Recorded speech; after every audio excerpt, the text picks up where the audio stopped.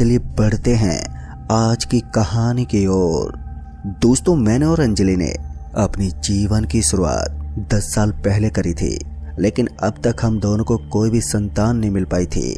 इसके लिए हमने बहुत कोशिश की, एक से बढ़कर एक डॉक्टर से मिले, लेकिन कहीं से कोई भी सफलता हाथ नहीं लगी। फिर थक हार कर मैंने फैसला कर लिया था कि अब मैं अनाथालय से एक लड़की को गोद लेकर आऊंगा और उसी को अपनी बेटी की तरह पालूंगा। लेकिन जिस दिन से उस अनाथ लड़की ने मेरे घर में कदम रखा था, उसके बाद से घर का पूरा माहौल ही बदल गया और आखिर में मेरी बीवी की भी उस अनाथ लड़की की वजह से जान चली गई।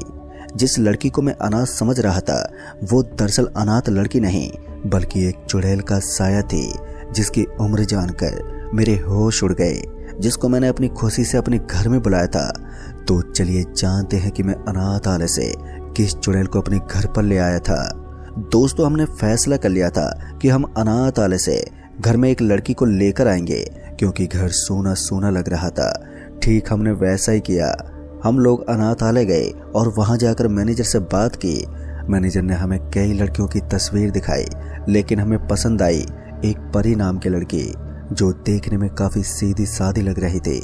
इसको लेकर मैनेजर ने मुझको बताया कि परी जब से आई है किसी भी बच्चे से बातचीत नहीं करती और न ही किसी बच्चे के साथ खेलती है। हमें लगा था कि उसके माँ बाप के जाने की वजह से वो इस तरीके की हो गई होगी, लेकिन यह हमारी सबसे बड़ी गलतफहमी थी। मैनेजर की इस बात को सुनकर हम दोनों ने एक दूसरे का चेहरा देखा, लेकिन हमें यकीन था कि अगर वो हमारे साथ चलेगी तो परी हमसे घुल मिलकर रहने लगेगी। परी भी हम लोगों के साथ घर आने के लिए तैयार हो गई थी, लेकिन जैसे ही परी ने घर में पहला कदम रखा तो हमारे घर में जो पालतू कुत्ता पला हुआ था, जिसका नाम था टॉमी, न जाने कैसे उसके मुंह से खून निकलने लगा और उसने वहीं पर दम तोड़ दिया। अब इस चीज को देखकर मेरी पत्नी भागते हुए टॉमी के पास गई और वहीं पर बैठकर वो रोने लगी। अभी हमें भी कुछ समझ में नहीं आया था कि आखिर टॉमी के साथ ये हुआ क्या था। तभी मैंने देखा कि जैसे ही टॉमी की मौत हुई, कि जिस लड़की को हम अपने घर पर लेकर आए थे, यानी कि उस परी को, वो टॉमी की इस हालत को देखकर धीरे धीरे मुस्कुरा रही थी। उसको देखकर मैं और मेरी पत्नी काफी ज्यादा हैरान हो गए थे और फिर कुछ दिनों तक तो सब कुछ ठीक ठाक चलता रहा, पर अब धीरे धीरे करके परी हम लोगों से घुलना मिलना भी शुरू कर चुकी थी। लेकिन मेरी पत्नी को परी बिल्कुल भी पसंद नहीं आती थी। इसी के चलते हुए अंजलि और परी की बिल्कुल भी बनती नहीं थी। अंजलि का कहना था कि परी मनुष्य है, इस घर में कदम पड़ते ही हमारा टॉमी मर गया, लेकिन मैं इन सभी चीजों पर विश्वास नहीं करता था। फिर एक दिन मैं काम के सिलसिले से घर से बाहर गया हुआ था और जब मैं घर में वापस आया तो मैंने कुछ ऐसा देख लिया जिसके बाद मेरा दिल अचानक से धक से उठा। दरअसल मैं काम करके रात के समय तकरीबन 8 बजे तक अपने घर लौटा तो मैंने देखा कि घर की जो लाइट है वो एकदम से जल बुझ रही है। जब मैंने अंदर जाकर देखा तो मैंने पाया कि अंजलि जमीन पर मुंह के बल गिरी पड़ी है और उसके मुंह से खून बह रहा है। अब इस चीज को देखकर मैं भागता हुआ तुरंत ही अंजलि के पास गया तो मैंने अंजलि से पूछा, लेकिन अंजलि कुछ बता ही नहीं पा रही थी। मैंने अपनी गर्दन इधर उधर घुमाकर देखा तो मुझे कुछ भी नहीं दिखा, बस घर में लाइटें जल बुझ रही थी। अंजलि ने मुझे अपने पास देखकर काफी अच्छा महसूस किया।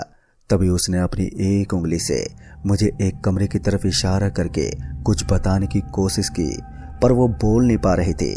लेकिन मैं इतना तो समझ गया था कि वो बहुत ही ज्यादा डरी हुई है और वो मुझे उस कमरे में जाने के लिए बोल रही है।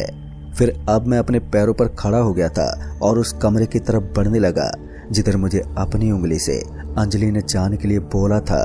जब मैं उस कमरे की तरफ बढ़ा तो मैंने देखा कि उस कमरे का दरवाजा अंदर से बंद है। तो मैंने खिड़की की तरफ जाने का फैसला किया कि आखिर अंदर परी दरवाजा बंद करके आखिर कर क्या रही है, जबकि उसकी माँ अंजलि तो यहाँ पर इस हालत में मौजूद है। फिर जैसे मैं खिड़की के पास पहुंचा तो मेरे पैरों तले तो जमीन ही खिसक गई, क्योंकि मैंने देखा कि परी कमरे की लाइट बुझाकर पूरे कमरे में मोमबत्ती जलाई हुई है और एक गोल सा घेरा बनाकर उसमें कुछ हिल हिल कर पड़ रही है। परी की आवाज किसी बूढ़ी औरत की तरह लग रही थी। अब इस मंजर को देखकर तो मेरी आंखें फटी की फटी रह गई। मैं चुपचाप धीरे से वापस घूम गया और अंजलि की तरफ गया। उसको उठाकर मैं तुरंत ही हॉस्पिटल की तरफ भागा।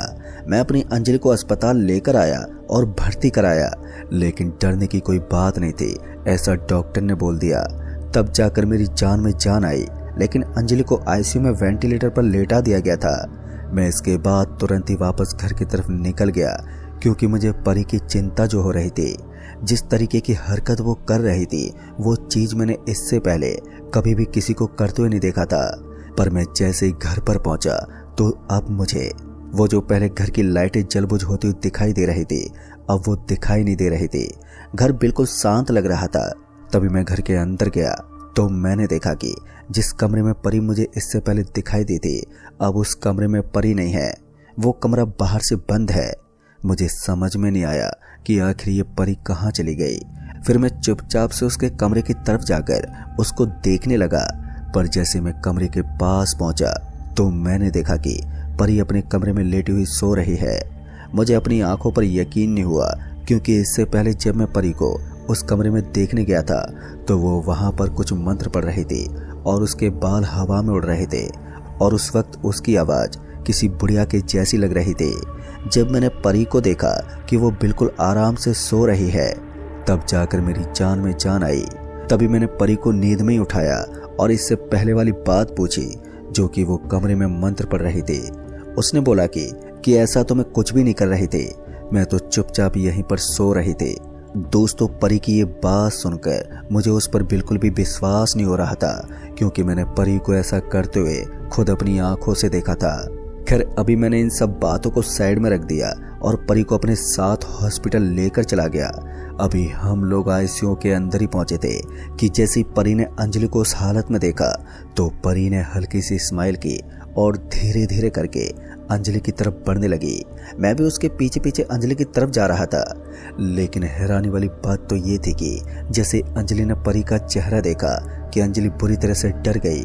उसका बीपी अचानक ही बढ़ गया था और वेंटिलेटर पर होने की वजह से वो मशीन आवाज करने लगी, और जल्दी जल्दी वहां पर जितने भी डॉक्टर थे सब अंजलि को घेर कर खड़े हो गए और हम दोनों को बाहर जाने के लिए कहा। अब मैं परी के साथ बाहर आ गया था। मैं अभी बाहर जाकर इधर उधर देख ही रहा था कि तभी मेरी नजर परी के चेहरे पर गई तो मैंने देखा कि परी कुछ सोच रही है, पर मुझे नहीं मालूम कि उसके मन में क्या चल रहा था, लेकिन वो कुछ भयानक ही सोच रही थी, ऐसा मुझे लग रहा था। खैर, कुछ देर के बाद डॉक्टर ने वापस से हम लोगों को आईसीयू के अंदर बुलाया और अब मुझे अंजलि की तबीयत में सुधार लग रहा था। अब की बार वो परी को देखकर बिल्कुल भी नहीं डर रही थी। पहले तो मुझे लग रहा था कि वो परी को देखकर डर गई थी, जिसकी वजह से उसका बीपी बढ़ गया था। पर परी वहीं पर लगी कुर्सी पर जाकर बैठ गई और अंजलि का हाथ अपने हाथों में लेकर अंजलि की आंखों में देखने लगी तो मैंने देखा कि परी की आंखों में आंसू आ गए थे और उधर अंजलि की भी आंखें नम हो गई थी। तभी अचानक से उसी रात को मुझे इमरजेंसी मीटिंग में अपने ऑफिस जाना पड़ गया था और मेरा ये करना मेरे लाइफ की सबसे बड़ी गलती थी। मैंने अंजलि को ये बात बताई कि मैं ऑफिस की मीटिंग में जा रहा हूँ। परी मुझे बाहर तक छोड़ने के लिए आई और मैं अपनी कार में बैठकर अपने ऑफिस की तरफ निकल गया कि तभी मैंने अपने बैक मिरर से देखा तो परी मुझे उसमें नजर ही नहीं आ रही थी। मैंने अचानक से चलती गाड़ी को रोक दिया, फिर मैंने पीछे की तरफ गर्दन घुमा कर देखा तो अब परी अंदर की तरफ जा चुकी थी जहां पर आईसीयू था। मैं समझ गया था कि ये शायद मेरा कोई वहम होगा, लेकिन मैं अपनी जगह पूरी तरीके से गलत था। इस चीज का पता मुझे कुछ समय के बाद चला था। अभी मैं मीटिंग के अंदर बैठा ही था कि तभी अचानक से मेरा फोन बजा।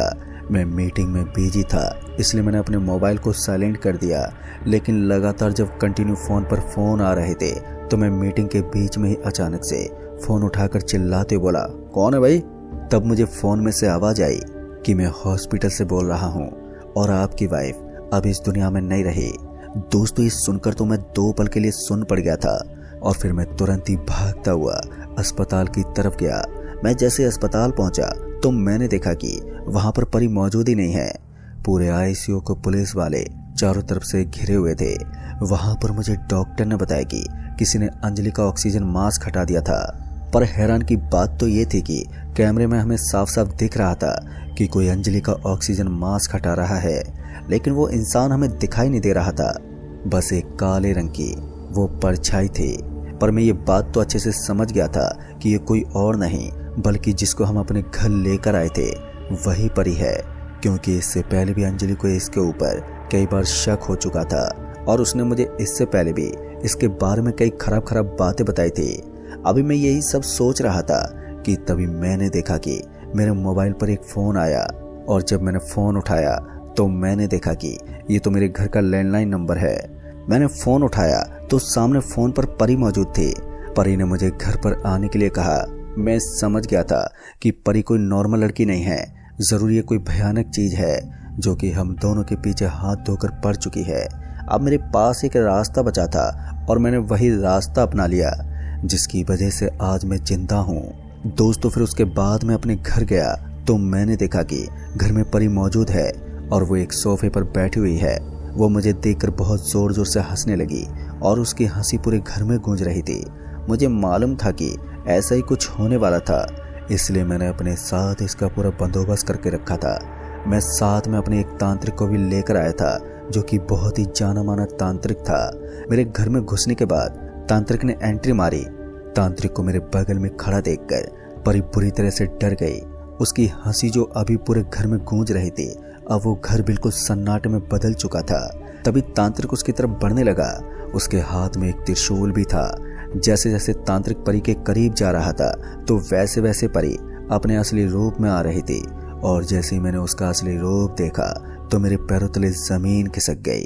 उसे देखकर तांत्रिक भी दंग रह गया और मैंने देखा कि परी धीरे धीरे करके अब बड़ी हो रही है।